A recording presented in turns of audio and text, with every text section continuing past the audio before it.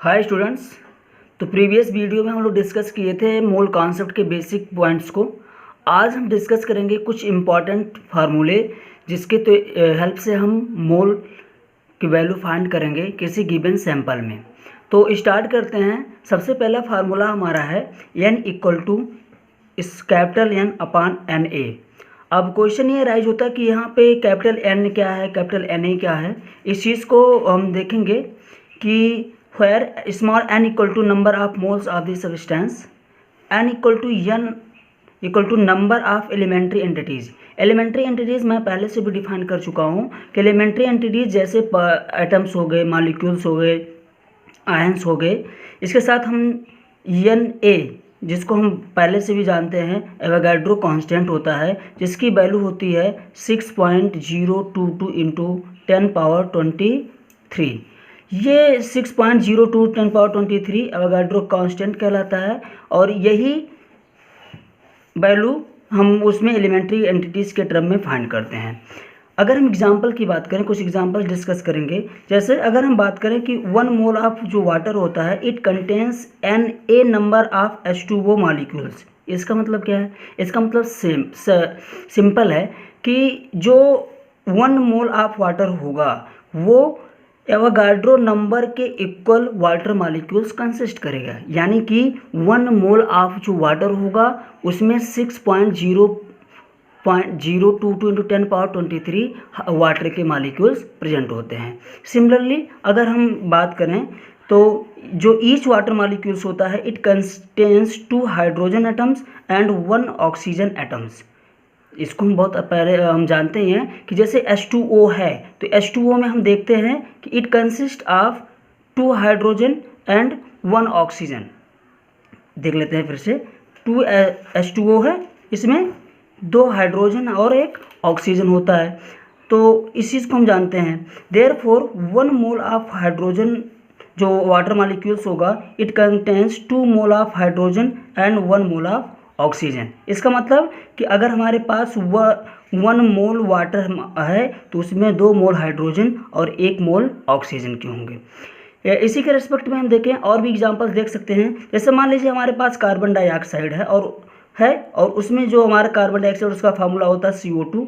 हम जानते हैं कि अगर हम 1 मोल CO2 ले रहे हैं तो it contains 1 mole of carbon and 2 moles of oxygen.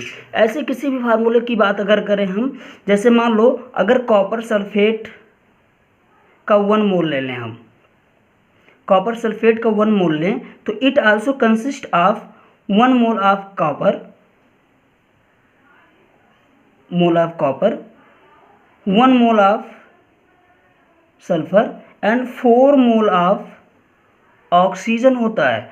तो इसी के रिस्पेक्ट में हम देखेंगे किसी भी गिवन सैंपल में जो हम फाइंड करेंगे तो अगर 1 मोल हमें प्रेजेंट है तो उसमें अलग अलग जितने भी कॉन्स्टिट्यूएंट पार्टिकल्स होते हैं वो कॉन्स्टिट्यूएंट एलिमेंट्री पार्टिकल्स हैं, उनके हम अलग अलग वैल्यूज निकाल सकते हैं।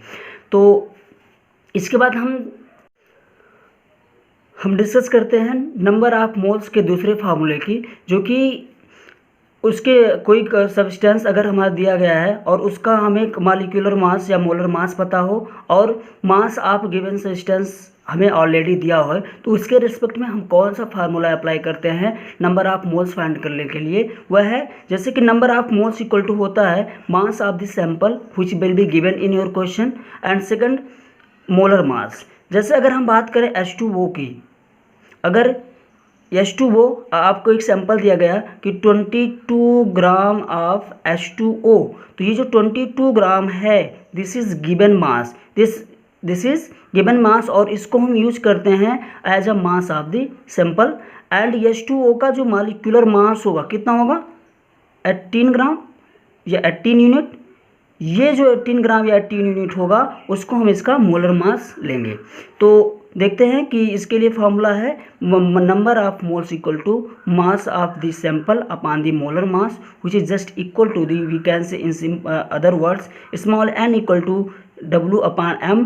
We can also use here small m, don't have to get confused कि हम इसकी जगह पे स्मॉल m और लें कि W लें, कुछ भी आप ले सकते हो, ये शो करेगा आपका गिवन मास को।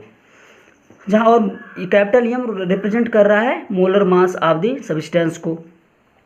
कुछ एग्जाम्पल की बात कर लें अगर हम, तो देखते हैं कि अगर आपके पास एक क्वेश्चन है, if the number of moles of iron, you have to find the value of the number of iron moles of iron present in a pure sample weighing 558.45 grams.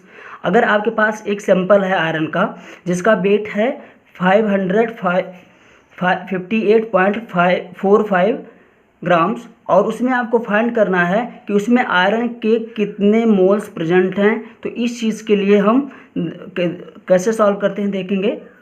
आपको दिया क्या गया है। अच्छा, यह क्वेश्चन फिर से हम दोबारा अगर पढ़ें तो आपको फाइंड क्या करना है, moles of the iron, moles of iron find करना है, यानी कि आपको स्मॉल एन की वैल्यू फाइंड करनी है। गिवन क्या है, अच्छा आयरन है ना, आयरन का जो मोलर मास जनरली होता है वो 55.845 ग्राम पर मोल होता है, यानी कि एक मोल अगर हम आयरन का ले रहे हैं तो उसमें 55.8 ग्राम उसके सब्सटेंस आएंगे, या उसका मास होगा कितना, 55.845 gram. Next, mass of the sample आपको ऑलरेडी दिया है यहाँ पे 558.45 ग्राम्स। अब हम फार्मूला यूज क्या करेंगे, you have to calculate the value of number of moles. So number of moles equal to होता है W upon n equal to W upon m। Putting the value n equal to कितना given है 58, यहाँ पे देखेंगे कितना given है 558.45 ग्राम अपान जो कि हम उसका मोलर मास उसकी वैल्यू रख के सॉल्व करते हैं तो हम देखते हैं कि 10 मोल्स इसका आंसर आता है। ये क्या रिप्रेजेंट कर रहा है, यानी कि अगर आपके पास सैंपल एक आयरन का सैंपल दिया गया है जिसका वेट है 558.45 ग्राम और उसमें आपका आयरन के मोल्स पता करने हैं, तो आप इस फार्मूले का यूज करके पता कर लेते हो। तो ऐसे ही कई कॉन्सेप्ट और भी आप ले सकते हो। जैसे मान लो अगर आपको कोई भी सब्सटेंस का क्या दिया गया हो, आपके पास ऑलरेडी उसका सैंपल का मास दिया गया हो और उसमें प्रेजेंट किसी भी एलिमेंट का आपको मोल्स फाइंड करना हो, तो इस फार्मूले का यूज करके हम कर सकते हैं। नेक्स्ट अगर हम बात करें कि जैसे अब ये तो हो गया मोल्स की बात, अगर उसमें 10 मोल्स है आयरन के, अब उसमें उस सैंपल में आयरन के कितने मॉलिक्यूल्स प्रेजेंट होंगे, इस चीज़ को अगर हमें फाइंड करना होता तो हम कैसे करते हैं। जैसे अगर हम एक देखें एग्जांपल देखते हैं, या पहले फार्मूले की बात कर लेते हैं कि जो नंबर ऑफ एटम्स और मॉलिक्यूल्स होता है किसी भी सैंपल में, वो होता है number of moles into Avogadro number, which you know कितना होता है 6.022 इंटू 10⁻23। यानी कि अगर हम इस क्वेश्चन में हमें मोल्स पता है, उसमें हम फाइंड करना चाहें कि आयरन के कितने पार्टिकल्स हैं या आयरन के कितने एटम्स हैं, तो उस चीज़ के लिए हम फाइंड कर सकते हैं number of atoms of iron equal to, इसमें कितना है जैसे n इंटू Na। अच्छा n क्या है, n की वैल्यू जो हम यहाँ फाइंड किए हैं 10, और Na की वैल्यू आपको पता है कितनी होती है 6.022 इंटू 10⁻23। इसको हम फाइंड करेंगे तो वैल्यू कितनी आएगी 60.22 इंटू 10⁻23 लिख सकते हो आप, और यू कैन से 6.022 इंटू 10⁻24 क्या एटम्स। तो जो सैंपल जिसका वेट कितना था 558.45 ग्राम था, उसमें आयरन के कितने 6.022 इंटू 10⁻24 एटम प्रेजेंट हैं। तो सिमिलरली अगर हम किसी अदर एग्जांपल की बात करें तो जैसे नंबर ऑफ एटम्स आपको हाइड्रोजन फाइंड करना है 20 मोल ऑफ हाइड्रोजन गैस में, यानी कि आपके पास हाइड्रोजन गैस है कितना 20 मोल, और उसमें हमें फाइंड करना है हाइड्रोजन के कितने एटम्स प्रेजेंट हैं। मॉलिक्यूल्स भी फाइंड कर सकते हैं, एटम्स भी फाइंड कर सकते हैं। तो एटम फाइंड करना है। अच्छा, अगर मॉलिक्यूल्स फाइंड करते तो हम वैल्यू रखते कि स्मॉल एन जितना मोल दिया होता है और उसका एवोगाड्रो से मल्टीप्लाई कर देंगे तो हमारा निकलेगा। अभी have to calculate here the number of atoms. इसके लिए हम क्या करते हैं कि जैसे H2 है, H2 है ना, तो अगर हम H2 में देखेंगे कि हाइड्रोजन के कितने एटम प्रेजेंट हैं 2, तो उस 2 एटम का 2 का मल्टीप्लाई हम यहाँ पे कर देंगे, जिससे कि number of atoms present 20 moles of hydrogen gas में पता चल जाएगा। तो इस बेस से हम 20 मोल्स ऑफ हाइड्रोजन गैस में हाइड्रोजन के कितने एटम प्रेजेंट होते हैं उसको कैलकुलेट करते हैं, जो कि वैल्यू निकलती है 240.88 इंटू 10⁻23 एटम्स।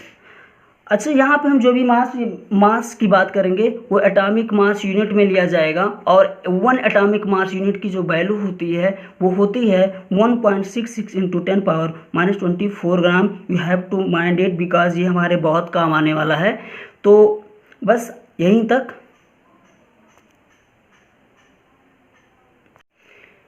स्टूडेंट्स, अगला टॉपिक जो भी होगा मोल कॉन्सेप्ट से रिलेटेड, उसको हम डिस्कस करेंगे अगले वीडियो में। और तब तक के लिए आप लोग अच्छे से पढ़ाई करते रहिए और